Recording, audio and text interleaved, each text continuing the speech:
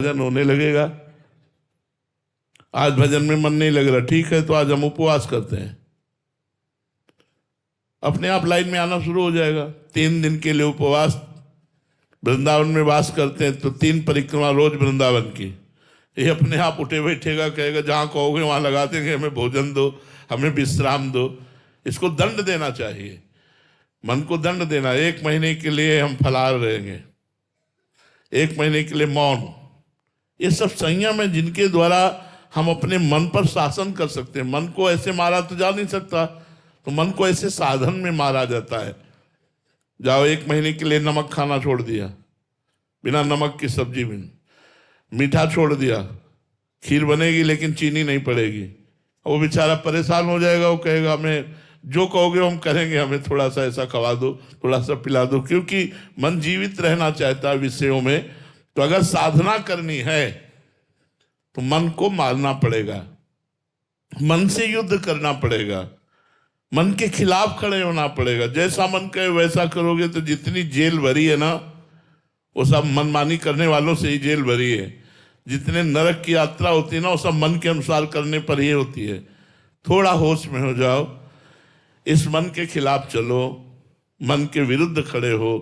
तस्मात् शास्त्रम प्रमाणम ते कार्याकार्यो व्यवस्थित हो, कार्य क्या करना है क्या नहीं करना है उसको शास्त्र प्रमाणित करो।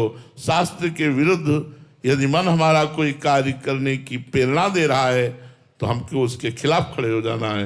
वो चाहे जितना जलावे, चाहे जितना व्यथित करे, हमको धर्म विरुद्ध आचरण नहीं करने, तो फिर हमारा भजन बढ़ने लगता है। और जब मन भजन में लग जाता है और भजन परिपक्व होने लगता है तो फिर भजन करना नहीं पड़ता, फिर भजन होता है, स्वयं होता है। हमें जपना नहीं पड़ता, अपने आप जप होता है। केवल सुनते रहो, उसी का आनंद लेते रहो, उसी में डूबते रहो। इसलिए पहले अच्छे से भजन का अभ्यास करो। विशाल भजन तो बात तुम्हारी सत्य है कि सिद्धों का ही होता है जो रात दिन भजन में लगे हैं। सुरजीत कौर रंधावा जी।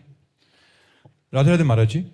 महाराज जी, मेरा प्रश्न है कि क्या इच्छाओं का शांत हो जाना वास्तव में भक्ति में प्रगति का संकेत है? कभी कभी ये मन की थकान या वैराग्य या सूक्ष्म अहंकार से भी हो सकता है? नहीं नहीं नहीं, ये भक्ति की वृद्धि का ही प्रतीक है। जैसे जैसे इच्छाएं शांत होती जाती हैं वैसे वैसे भगवान की निर्मल भक्ति बढ़ती जाती है। ये इच्छाएं ही जन्म मृत्यु का कारण है। ये इच्छा ही हमारे और भगवान के बीच में पर्दा है। ये इच्छा ही जीव को देहाभिमानी बना देती है। इसलिए जहाँ तक हो सके इच्छाओं का त्याग करे। त्यागात् शान्तिरन्तरम्, त्याग के अनंतर ही शांति की प्राप्ति होती है। तो ये इच्छाओं का त्याग भगवान की कृपा से भगवान की भक्ति बढ़ रही है, संकेत है। जितनी इच्छाएं कम होती चली जाएं उतने बहुत अच्छी बात है। हरनेक सिंह जी जलंधर से। राधे राधे महाराज जी। महाराज जी, मैं निहंग सिंह हूँ। जब यात्रा करते हैं तो हर जगह साधु का सम्मान नहीं होता, लेकिन वृंदावन में होता है, ऐसा क्यों महाराज जी? क्योंकि सब जगह संतों को जानते नहीं है लोग, रजोगुणी तमोगुणी लोग होते हैं। हम लोग जब गंगा किनारे भ्रमण किए तो अब जैसे 4 लोग शराब पिए, अब नौजवान शरीर, 13 वर्ष से बाबा जी हैं, तो 18, 28, 38, 48 सब ये पार हुई है ना, तो नौजवान शरीर एकदम बोले बाबा जी हो सकता है। अब बिल्कुल हमारा शरीर ऐसा था एकदम वीर पुरुष जैसा शरीर, अब तो किडनी फेल हो गई है, नहीं तो बोले ऐसे बाबा जी नहीं होते। अब 4 लोग घेर के 2-4 थप्पड़ मारे, तो हमने भगवान का कृपा प्रसाद समझा, आगे बढ़े। मारपीट भी सहनी पड़ती, संतों को तो गालियां मारपीट या इनाम में सहना पड़ता है। तो बाहरी लोग थोड़ी, वृंदावन में तो भक्तों की भरमार है, ये तो प्रेमियों का खेत है। यहाँ तो आप ऐसे ही माला ले लीजिए तो आपको प्रणाम करने लगेंगे, भाव करने लगेंगे। बाहर ऐसा कहाँ, बाहर तो देखो वो जान बख्श दे, इतनी बड़ी बात है। अभी पालघर में पिछले वर्षों में सुना था कि दौड़ा दौड़ा करके, तब बताओ क्या वो राक्षस थे, क्या उनके सींग थी या वो शेर थे? अरे संत थे, उनको पकड़ लेते, दिन में जानकारी करते, अगर गलत निकलते तो पुलिस के हवाले कर देते। जान से मारने की क्या जरूरत थी? तो आज का समय भगवान की कृपा से साधुता का निर्वाह हो जाए तो हो जाए, नहीं बाहर भ्रमण करने लायक नहीं समय रह गया। अब भ्रमण करने लायक समय नहीं है। इसीलिए संत महात्मा जन भगवत धामों का आश्रय ले लिए, बड़े बड़े जो पुरियाँ हैं, धाम हैं, इनमें संत जन रहने लगे। नहीं, पहले गांव गांव भ्रमण करते थे, भिक्षावृत्ति से जीते तो भ्रमण करते थे। संत सुखी विचरंतमयी, हम लोगों ने यही जीवन निर्वाह किया है 20 वर्ष। जो भिक्षा आकाशवृत्ति से मिल गई, खाया नहीं, रात दिन गंगा किनारे रह के किसी मंदिर में पड़े हैं, कभी किसी वृक्ष के नीचे पड़े हैं और भजन किया। अब ऐसा हो तो मार डालें। जवान साधु को गांव में भिक्षा के लिए घुसे, कोई रो दे बच्चा, बोले बच्चा चोर है, मार डालेंगे लोग। बड़ा समय खराब चल रहा है। आज का समाज बहुत विचित्र है। नए नए लड़के सब शराब पी के ड्रग्स लेकर गंदी बातें करते हैं, साधु महात्माओं को ढोंगी पाखंडी समझते हैं। वो ये जानते ही नहीं कि संत महात्माओं का क्या स्वरूप होता है, तो वो अपमान भी कर देते हैं, अपने को सहना पड़ता है। बहुत हम लोगों को गालियां मिली हैं। जैसे कभी भूख से पीड़ित होकर किसी दरवाजे में गए, राधे श्याम, वहां निकले, देखा एकदम अब अंदर मंत्र चल रहा है। फिर वो गाली देना शुरू किया, ए भाई रोटी मांग रहा हूं, गाली नहीं यार, तू रोटी दे दे, जो देना है नहीं तो बदला दे यार, गाली काहे को देता है। ऐसे अपने लोग हंस करके बड़े बड़े अपमानों को सहा। ये संत मार्ग ऐसा मार्ग नहीं है कि इसमें हम उनको गाली दे दे। नहीं, मुझे गाली दे रहे हो, मैं मुस्कुरा करके तुम्हें क्षमा कर दूंगा, तुम्हारे अहित नहीं होने दूंगा, पीछे भी अमंगल नहीं होने दूंगा। भगवान से प्रार्थना करूंगा कि आपका मंगल ना हो, क्योंकि आप अज्ञान से हो। अगर आपका भाव सही है तो भगवान आप पर कृपा करें, और आपका भाव गलत है तो भगवान आप पर कृपा करें, आपकी बुद्धि शुद्ध करें, आपको तनिक भी कष्ट नहीं होना चाहिए। तो संत का तो यही स्वभाव भगवान को प्रिय लगता है कि जो हमें अपमानित करे, जो हमारा अपमान करके हमें मारे पीटे, उनका भी हम मंगल मनाएं, उनका भी हम मंगल मनाएं। और भगवान का हर विधान मंगलमय है ऐसा माने, तेरा किया मीठा लागे। जैसा प्रभु कर रहे हैं वैसा हम उसे स्वीकार। साधु जीवन बड़ा निर्मल जीवन होता है, बड़ा शांत का। आप 4 गाली दे दो, हम आपका मंगल मनाएं, आपका बुरा ना मनाएं, तब तो साधुता एक अलग चीज है, साधुता एक अलग चीज है। तो समाज साधुता को नहीं जानता है।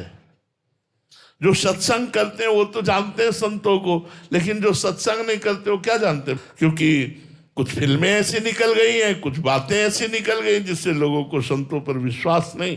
तो इसलिए हम लोगों को गालियां सहना पड़ेगा, हम लोगों को अपमान सहना पड़ेगा। अपमान और गालियां सहकर भी इस जगत का मंगल करना पड़ेगा, क्योंकि हम भगवान के भक्त हैं, हम संत हैं, भगवान के पार्षद हैं, तो हमको इनका मंगल करना पड़ेगा। जी।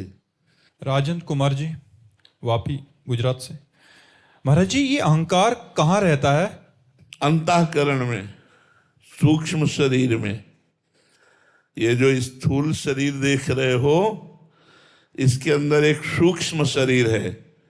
आज तक कोई वैज्ञानिक नहीं पैदा हुआ जो सूक्ष्म शरीर तक पहुंच पावे। अभी स्थूल शरीर तक ही पहुंचे, सूक्ष्म शरीर तक किसी की पहुंच नहीं।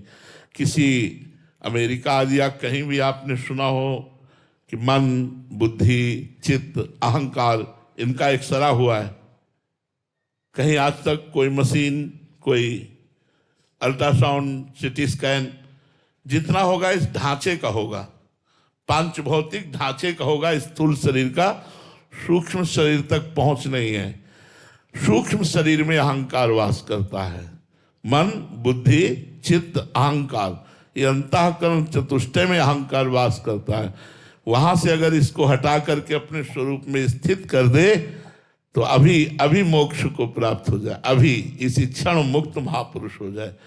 पर यही अहंकार तो बांधे हुए, इसी को मिटाने के लिए साधना की जाती है। अंतःकरण में रहता है अहंकार। स्नेहा हरिवंश, राजस्थान से। राधे राधे महाराज जी। महाराज जी, जैसे कि आपके श्रीमुख से सुना है कि कृपा की एक दिव्य हवा चल रही है, जो इसमें बह गया तो बह गया, रह गया तो रह गया। हम आपकी कृपा से ऐसा क्या करें कि हम भी इस कृपा रूपी हवा में बह जाएं? नाम जप करो, गंदे आचरण मत करो, गंदा भोजन मत करो, गंदे दृश्य मत देखो, गंदे लोगों से मित्रता मत करो। इतना करके देखो, फिर आप देखोगे आपके ऊपर कृपा है, ऐसा अनुभव होने लगेगा। साधु महात्माओं का संग करो, उनकी वाणी सुनो, पवित्र भोजन पाओ, अच्छे लोगों का संग करो, अच्छे दृश्य देखो, अच्छे आचरण करो, इसी से आपका मंगल विधान शुरू हो जाएगा। आप हृदय में देखेंगे कि एक अद्भुत आनंद, एक अद्भुत शांति। तो आगे का मार्ग आपको बताना नहीं पड़ेगा, आप खुद भागेंगे भगवान की तरफ। नहीं तो गंदा आचरण, गंदा भोजन, गंदा संग, तो यही फिर प्राकृतिक माया जनित भोगों की चाह होती रहेगी। राकेश यादव जी, बनारस। राधे राधे महाराज जी। महाराज जी, इंसान सब कुछ पाने के बाद भी अंदर से खाली क्यों महसूस करता है? क्या मन की इच्छाएं का कभी अंत होगा या नहीं? मारना पड़ेगा, कभी इसकी पूर्ति नहीं हो सकती, कभी पूर्ति नहीं हो सकती। आप देख लिए, हम देख लिए, सब देख लिए, देख लो, बचपन से लेकर होश जब संभाला तब से लेकर अभी तक इसकी चाह एक न एक पेश बनी रहती है। आज ये खा लूं, आज ये देख लूं, आज ये दिखा दो, आज ये भुगा दो, आज वहां ले चलो, आज ये करा, वो करा दिया, दूसरी नई बात फिर खड़ा कर देता है, तीसरी नई बात फिर खड़ा कर। इसको रोकना पड़ेगा, और बिना अध्यात्म के रुकेगा नहीं। अध्यात्म में सामर्थ्य है मन को रोकने की, और रुक गया तो निहाल कर देगा। फिर ये ऐसा भी साथी है कि अगर ये भजन में लग गया और रुक गया तो निहाल कर देगा ये, नहीं तो ऐसे कभी।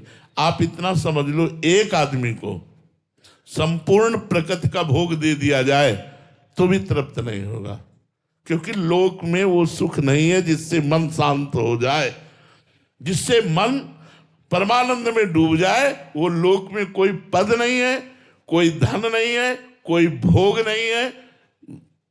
आप किसी को देखकर समझते बहुत सुंदर है, कोई उसको भोग रहा है और वो तीसरे को देख रहा है। तुम उसको देख रहे हो, वो तीसरे को देख रहा है, तीसरा चौथे को देख रहा है। पूरी सृष्टि इसी में फंसी हुई, कहीं सुख नहीं है, कहीं विश्राम नहीं है। कभी कोई हाथ उठाकर ऐसे नहीं कह सकता कि अब कछनाथ न चाहिए मोरे, आज मैं तृप्त हो गया, अब कुछ नहीं चाहिए। ये वही कह सकता है जो भगवान से जुड़ गया, भगवान के चरणों में जिसने अपना चित्त दे दिया, वही कह सकता है, अन्यथा नहीं जी। ममता जी, जयपुर से। राधे राधे महाराज जी। महाराज जी, हमने ये तो पढ़ा है और समझा है कि अपने कर्म पर ध्यान दो और फल से मोह मत रखो। फिर भी महाराज जी, बीच बीच में न चाहते हुए भी फल का मोह हो जाता है, इस वजह से हमारे काम भी बिगड़ जाते हैं। तो अपनी इस प्रवृत्ति को कैसे सही किया जाए? हाँ, जो कर्म कीजिए उसे कृष्णार्पण मस्तु कीजिए, तो फल की आकांक्षा धीरे धीरे नष्ट हो जाएगी। जो कर्म कीजिए वो भगवद अर्पणम मस्तु कर दीजिए। जैसे मान लो 4 घंटा हमने कर्म किया, तो हम थोड़ी देर 1 सेकेंड ध्यानस्थ हुए और हे भगवान, ये 4 घंटा जो मैंने कर्म किया ये आपको समर्पित करता हूँ, कृष्णार्पणम मस्तु। फिर 4 घंटा कर्म किया, फिर उसे भगवद अर्पित कर दिया।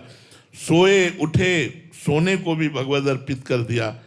जगने से लेकर सोने तक, सोने से लेकर जगने तक हर चेष्टा यदि भगवद अर्पण कर दोगे तो आप महात्मा हो जाओगे। हृदय से देख लेना, इस साधन को करके देखो, कृष्णार्पणम मस्तु, फिर इसका फल देखो कैसा आनंद प्रदान करता है। सब फलों से रहित करके परम पद रूपी फल प्रदान कर देगा। राधे राधे महाराज जी। महाराज जी, इनके परिवार में एक थोड़ा सा कसम को लेके एक हुआ है कि इनके बेटे ने एक लड़की पसंद किया, तो दोनों तरफ से सहमति भी हो गई। तो इनके बेटे ने कसम खा ली कि शादी करूंगा तो इसी से करूंगा, नहीं तो नहीं करूंगा, कुंवारा रहूंगा। फिर महाराज जी, फिर बाद में पता चला कि लड़की कहीं और भी आसक्त है, तो फिर महाराज जी दोनों का रिश्ता टूट गया। अभी महाराज जी वो कसम बीच में आ रही है कहीं और जाने में। अरे भीष्म प्रतिज्ञा थोड़ी यार, छोड़ो यार, छोड़ जाओ, यही वृंदावन में कसम छोड़ जाओ, कसम को वृंदावन में छोड़ दो। ऐसे बच्चों वाली बातें हैं ये कोई धैर्य पूर्वक बात नहीं है, ये धर्म पूर्वक नहीं है। ऐसे कैसे? जहां भगवान ने विधान बनाया वही हमारा ब्याह होगा ना। हम कसम कैसे खा सकते हैं? हम तो ये कह सकते हैं कि यदि हमारी आपकी मित्रता है, भगवान ने रचा होगा तो हमारा आपका ब्याह हो जाएगा, अगर भगवान ने नहीं रचा तो टूट जाएगा। तो हमको भगवान की बात रखनी, अपनी बात थोड़ी रखनी कि कसम खाते हैं जैसे भीष्म जी ने कसम खाया। भीष्म प्रतिज्ञा थोड़ी है कि फिर कुंवारे रह करके आजीवन पितामह भीष्म की तरह हमारा जीवन पवित्र हो। अगर ऐसा हो तो बताओ खड़े होकर के कि भीष्म की तरह तुम बाल ब्रह्मचारी रह सको तो फिर धन्य है, तुम्हारा साथ हम देंगे, वहां तुम्हें पहुंचा देंगे, रहो ब्रह्मचारी, आओ घर में रह करके तुम्हें पहुंचा देंगे, लेकिन कसम जैसे निर्वाह करना चाहते तो फिर वैसे ही चलो, तो घर में रहकर ब्रह्मचारी रहकर तुम्हें महात्मा बना देंगे, घर में रहकर तुम भगवान की प्राप्ति कर सकते हो। लेकिन नहीं बच्चा यार, ये सब बातें इनमें दम नहीं है। जिस समय मन अपने वेग में आएगा उस समय तुम, क्योंकि बिना साधना के मन को संयम में रखना बड़ा कठिन होता है। कई ऐसे साधन हैं जिनके द्वारा हम अपने आप को नष्ट कर लेते हैं, तो इसलिए इन कस्मों पर ध्यान मत दीजिए।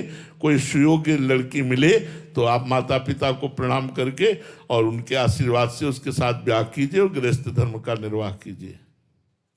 मीरा देवी जी, रतनगढ़ से। राधे राधे महाराज जी। महाराज जी, जीवन में लालसा खत्म क्यों नहीं हो रही? पहले अच्छे जीवन साथी की, फिर अच्छे सास ससुर, फिर बेटे की, फिर बेटे के अच्छे संस्कार, फिर बहू, फिर पोता, फिर महाराज जी पोते की शादी हो जाए तो शांति से मर सकूं। तो महाराज जी ये कब? पोते की शादी हो जाने से शांति से मरा जा सकता है? नहीं यार, ऐसा नहीं। शांति से तो तब मरा जा सकता है जब पोते की आसक्ति मिट जाए और भगवान में प्रेम हो जाए, तब शांति से मरा जा सकता है। ये लालसाएं कभी पूर्ण नहीं होगी, कभी पूर्ण नहीं होगी। देखो, भरत जी ने राज्य त्यागा, पुत्र परिवार त्यागा, गंडकी नदी के किनारे भजन कर रहे हैं, लेकिन हिरण के बच्चे में आसक्ति हो गई तो अगला जन्म हिरण का हुआ। अगले जन्म का हेतु ये आसक्ति है। आसक्ति को जितनी जल्दी मिटा सको तो लालसाएं मिट जाएंगी। इसी के लिए हम कहते हैं खूब नाम जप करो। जितना नाम जप करोगे उतने आपके अंदर ज्ञान होगा, जितना ज्ञान होगा उतने आसक्ति, मोह, चाह ये सब मिटेगी और हृदय आनंदित हो जाएगा। विराज भट्ट जी, अहमदाबाद से। राधा वल्लभ श्री हरिवंश गुरुदेव। महाराज जी, क्या भगवान कभी भक्त को जानबूझकर प्रतीक्षा करवाते हैं ताकि उसका प्रेम और गहरा हो सके? हाँ, ऐसा होता है। भगवान ने माया का घूंघट डाल रखा है तो सबके सामने, सब रूपों में वही है, पर माया का पर्दा डाल रखा है। ये जो माया का पर्दा डालकर मेरा प्रभु छुपा हुआ है, उसका एक ही कारण है, विरह। इतना हमें तड़पन हो जाए कि मैं सब कुछ भूल जाऊं और रोऊं उसके लिए। तो ये पर्दा हटाया तो जित देखूं तित श्याममयी है। जिधर देखो उधर श्याम सुंदर खड़े, जिधर देखो उधर भगवान विराजमान है। सिय राम में सब जग जानी, करो प्रणाम जोरी जुग पानी। सब भगवान विराजमान है, पर वो माया का पर्दा है। वो इसलिए है कि मैं विकल हो जाऊं। विकल क्यों हो जाऊं? क्योंकि और कुछ याद ना रहे, केवल भगवान की अनन्य स्मृति हमारे अंदर रह जाए, इसलिए भगवान माया का पर्दा लगाकर बैठे हैं। जे भी अनन्य स्मृति जागृत हुई, सब जिधर देखो सर्वम खलमिदम ब्रह्म ने नानास्ति किंचन।